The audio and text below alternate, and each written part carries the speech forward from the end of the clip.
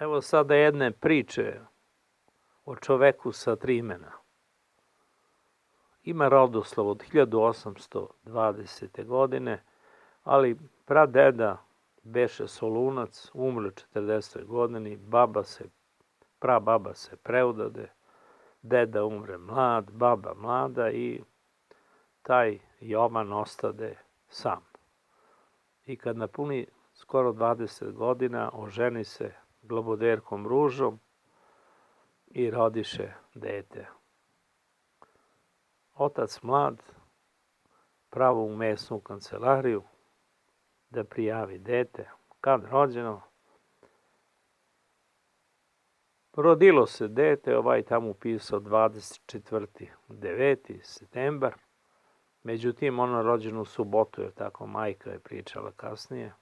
Znači i tu 2 dana promašili, ali nije bitno. Ali matičar pita kako se zove dete. A kum rekao da se zove Božin.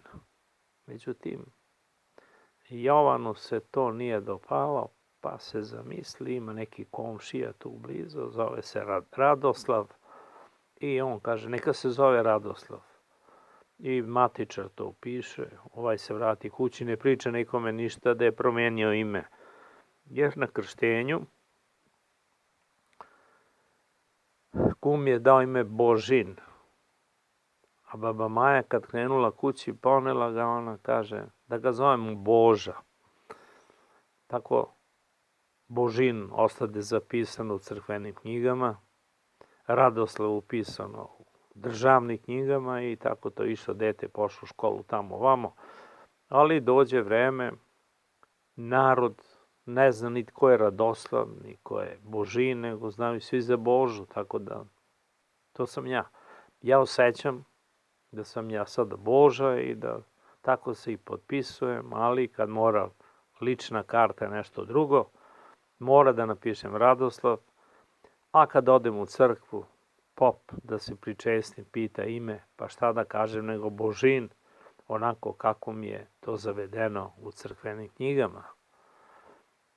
I eto to, kad tako se to nešto dogodilo, nikako nisam osjećao to ime Radoslav nešto posebno, ali i kad ga neko pomene, prozove me, ja se čudim.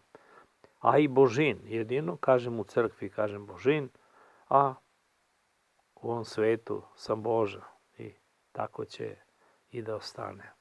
Eto jedne priče iz lepog sela Stopanje.